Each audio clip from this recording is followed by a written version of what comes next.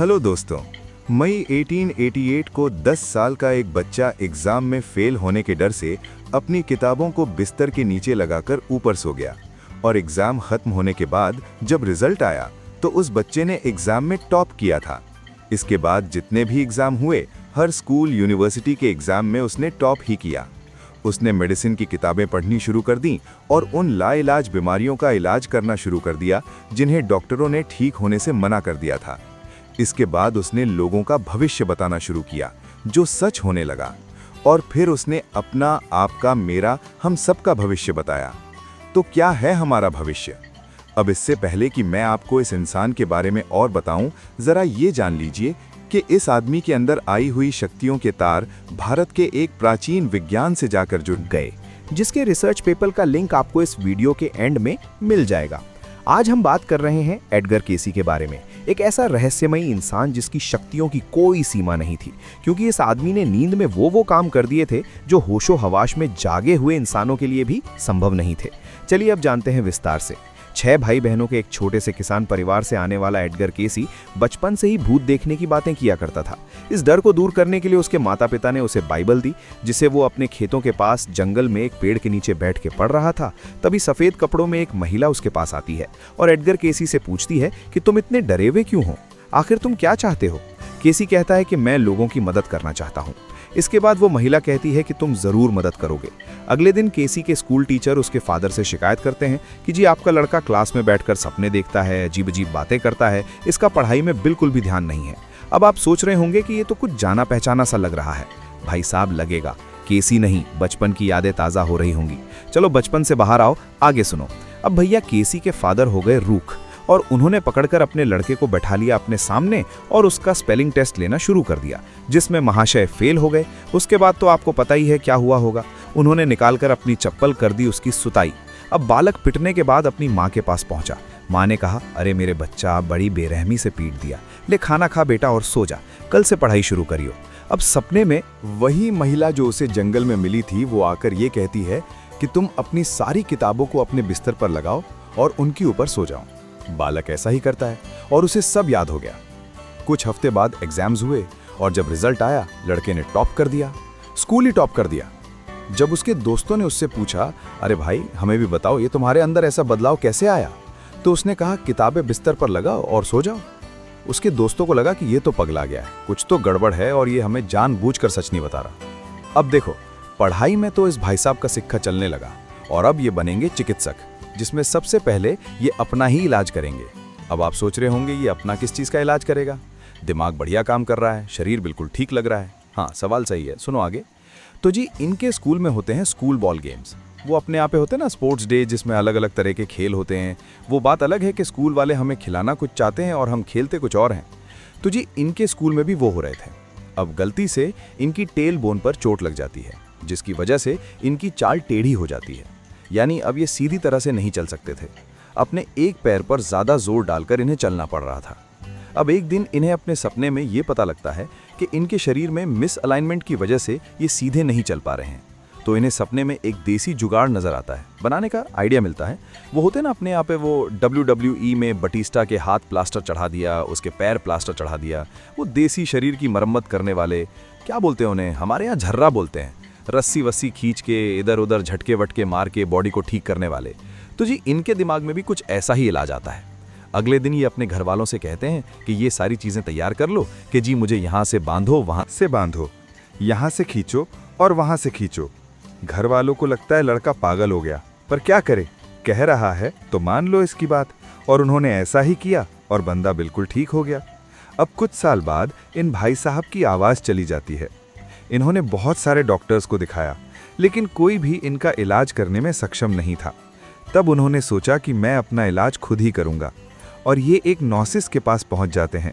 वो होते हैं ना कंचा या मनी टाइप हिलाकर बोलते हैं, नीम हकीम खतरे जान, आ उतारूं तेरे दिमाग का बवाल, कुछ वैसा ही टाइप समझ लो।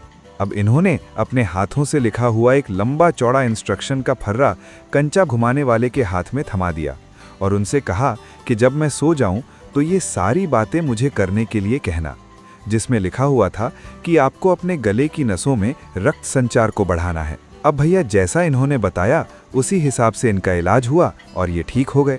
अब क्योंकि इस चीज़ के गवाह बहुत सारे थे, तो आप तो जानते ही हो, आग की तरह ये खबर चारों तरफ फैल गई।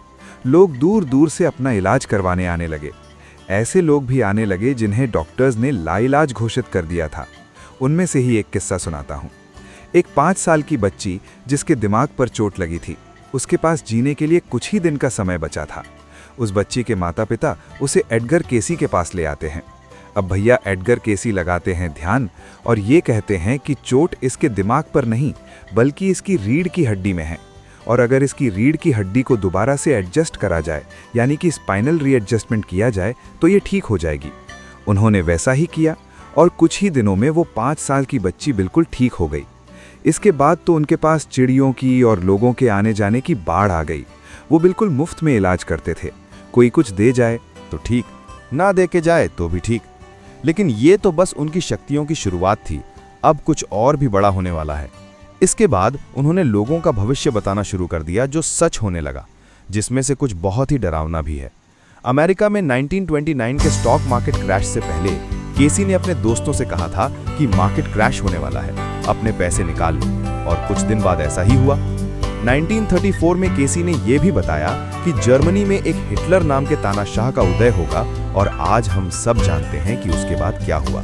केसी ने यह भी बताया कि हिटलर को किस साल और किस समय पर पावर से हटाया जाएगा। यहां तक कि केसी ने यह भी बता दिया था कि अमेरिका सेकेंड वर्ल्ड वॉर में कब कूदेगा। केसी ने फ्रैंकलिन रूजवेल्ट और जॉन एफ कैनेडी की मृत्यु के बारे में भी पहले ही बता दिया था। केसी ने यह भी बताया कि 1968 में अटलांटिस नाम की जगह समुद्र के नीचे मिलेगी। अब 30 साल बाद जहां केसी ने बताया था, वहां पर एक जगह तो मिली जिसे कुछ लोग अटलांटिस मानते हैं और कुछ नहीं भी मानते। केसी ने यह भी बताया कि अटलांटिस लगभग यूरोप के साइज का एक एंशिएंट सिटी है, जो कि टेक्नोलॉजी के मामले में बहुत ही एडवांस था, और एक बहुत बड़ी प्रलय के कारण वो समुद्र के नीचे डूब गया। अपने एल नीरो वेदर इवेंट के बारे में तो जरूर सुना होगा। ये वातावरण में आया हुआ वही प्राकृतिक बदलाव है जिसकी वजह से दुनिया के अलग अलग कोनों में बाढ़ और सूखे जैसे हालात पैदा होते हैं। इसकी भविष्यवाणी भी एडगर केसी ने बहुत पहले ही कर दी थी, और कमाल की बात यह है कि उस समय पर इस वेदर इवेंट के बारे में वैज्ञानिकों को भी कुछ भी नहीं पता था। एडगर केसी ने यह भी बताया था कि अमेरिका का 44वां राष्ट्रपति एक ब्लैक पर्सन होगा, और बराक हुसैन ओबामा अमेरिका के 44वें राष्ट्रपति थे, यानी पहले ब्लैक राष्ट्रपति। 1 जनवरी 1945 को केसी ने यह बताया कि अगले 4 दिन के अंदर उनकी मृत्यु हो जाएगा, और ऐसा ही हुआ। हार्ट अटैक की वजह से उनकी मृत्यु हो गई और उन्हें दफना दिया गया। अब ये तो वो भविष्यवाणियां थीं जिनसे बहुत सारे लोगों को फर्क तो पड़ता था, लेकिन ऐसा कोई फर्क या ऐसा कोई असर नहीं डाल रहा था जिससे पूरी मानवता के ऊपर खतरा आ जाए, क्योंकि उन्होंने कुछ ऐसी भविष्यवाणियां भी की थी जो हमारी सांस को हल्क में अटका सकती हैं। सुनिए आगे। केसी ने यह बताया कि मानव सभ्यता का अंत नजदीक है और पूरी दुनिया में देशों के बॉर्डर्स दोबारा सेट होंगे, क्योंकि कॉन्टिनेंट शिफ्ट होंगे। धरती के टुकड़े टूट कर पुराना स्थान छोड़कर नए स्थान की तरफ चले जाएंगे। और जैसा कि आप आजकल न्यूज में सुन भी रहे होंगे कि अफ्रीका टूटने वाला है, भारत की जमीन टूटने वाली है, ये आजकल न्यूज में ट्रेंड भी कर रहा है। तो जो वैज्ञानिक आज कहने की कोशिश कर रहे हैं, इसकी भविष्यवाणी केसी ने पहले ही कर दी थी। 1936 में एडगर केसी ने भविष्यवाणी की थी कि आने वाले समय में पूरी दुनिया धरती के पोल शिफ्ट होते हुए देखेगी, जो कि लगभग 16 से 20 डिग्री के बीच में होगा। अब ये शायद सुनने में आपको अजीब ना लगे, लेकिन दिमाग में ये सवाल तो आ ही सकता है कि आखिर पोल शिफ्ट हो ही क्यों रहा है। तो जी उसके इटली का माउंट एटना और मार्टिनी का माउंट क्ले, जब ये दोनों ज्वालामुखी एक साथ फटे तो पोल शिफ्ट होगा, जिसमें भैया माउंट एटना ने तो अपना कार्यक्रम शुरू कर दिया है। उसकी गुड़गुड़ाहट प्ले का अब यहाँ पर आपके दिमाग में सवाल आ रहा होगा कि चलो पोल शिफ्ट हो भी गए तो आखिर इससे कितना फर्क पड़ेगा। अब जरा जान लो। अफ्रीका 3 हिस्सों में टूट जाएगा और भैया मिस्र में जो कायरो शहर है वो पूरा डूब जाएगा, पानी के नीचे चला जाएगा। एशिया में भी बहुत भयंकर बदलाव होंगे जिनका प्रभाव हमारे देश पर भी पड़ेगा। जापान तो लगभग पूरा डूब जाएगा, कुछ ही हिस्सा जापान का पानी के ऊपर बचेगा। ताइवान ये तो गया, पूरा गया। चीन की टेंशन खत्म, अब हमला करने की जरूरत नहीं है। वैसे ग्लोबल पर जंग का खतरा तो बना हुआ है। ये चीनी मीनी कभी भी हमला कर सकता है, और ये जंग तो बिल्कुल भारत की कनपटी के करीब हो रही है। अब जरा भारत के बारे में भी बात कर लेते हैं। तो हमारे देश का जो बीच वाला हिस्सा है, यानी मध्य प्रदेश, उत्तर प्रदेश या कुछ हिस्सा, ये जो भारत का मिडिल पार्ट है, ये बकल हो जाएगा, यानी कि एक दूसरे के अंदर मिट्टी घुस जाएगी। और ज़्यादातर हमारी आबादी पहाड़ों की तरफ, यानी हिमालय की तरफ अपना घर बार द्वार छोड़कर रहने के लिए नई जगह तलाश नहीं पड़ेगी। अंटार्कटिका की सारी बर्फ पिघल जाएगी और वो हरे भरे जंगल में तब्दील हो जाएगा। ऑस्ट्रेलिया लगभग अपनी 25% जमीन को पानी के नीचे खो देगा और न्यूजीलैंड ये उभर के ऊपर आ जाएगा। इसकी जमीन काफी बढ़ जाएगी, जो कि मेनलैंड ऑस्ट्रेलिया से सीधी कनेक्ट होगी। अब बात करते हैं गोरी चमड़ी वालों की, यानी कि यूरोपियंस की। भाई साहब, ये तो गए, ये डूबेंगे। ज्यादातर यूरोपियन देश पानी के नीचे समा जाएंगे और ये जो अंग्रेज पार्टी है ना, ब्रिटेन, ये भी गए। कभी एक बार इनके राज में सूरज नहीं डूबता था, अब इनके पास सूरज देखने के लिए अपनी जमीन ही नहीं बचेगी। खत्म इसका चैप्टर, निपट।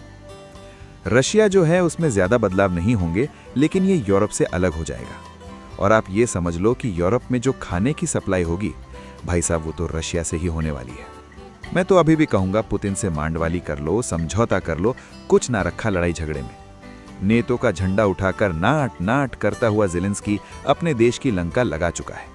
क्या जरूरत पड़ी थी नेटो के चक्कर में पड़ने की? पुतिन से हाय हेलो करता, चाय कॉफी पीता और कह देता नहीं जा रहा मैं नेटो में। वो अपने घर खुश, ये अपने घर खुश। पता ना क्या चल रहा है आजकल दुनिया में। इसके बाद भाई साहब कनाडा भी टूटेगा और अमेरिका भी टूटेगा और इनकी मेनलैंड सिटीज अलग अलग आइलैंड में परिवर्तित हो जाएंगी। सारी नहीं, पर काफी हद तक। करोड़ों लोग मारे जाएंगे और करोड़ों लोगों का घर भी उनसे छिन जाएगा। एक मिनट, लेकिन ये पोल शिफ्ट आखिर होने कब वाला है? तो 1998। अब आप राहत का सांस ले रहे होंगे कि 1998 तो कब का चला गया, हम आज क्यों टेंशन ले रहे हैं? आप कह सकते हो कि हाँ चलो ठीक है, 98 चला गया, कोई दिक्कत नहीं। लेकिन नासा ने ना थोड़ा सा अर्थ का जो पोल शिफ्ट है वो डिटेक्ट कर लिया है। तो कब किया था नासा ने डिटेक्ट? 1998 में शुरुआत हो चुकी है। केसी की बहुत सारी ऐसी भविष्यवाणी भी थी जिनको स्टेट के लिए खतरा बताकर उनका वजूद मिटा दिया गया। जैसे कुछ जासूसी से जुड़ी हुई अमेरिका क्या क्या गलत काम कर रहा है, दुनिया में कौन सा नेता क्या गड़बड़ करने वाला है जिससे अमेरिका को खतरा हो सकता है, या नए नए हथियारों के बारे में। ऐसी बहुत सारी जानकारियां थीं जिनको अमेरिका ने अपनी सुरक्षा के लिए खतरा मानकर उनका वजूद मिटा दिया।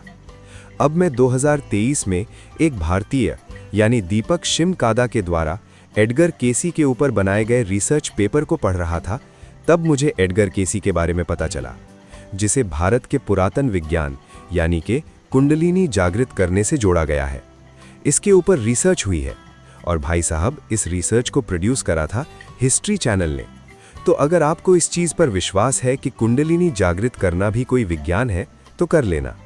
तो बस आज के लिए इतना ही, मिलते हैं नेक्स्ट वीडियो में। जय हिंद, जय भारत।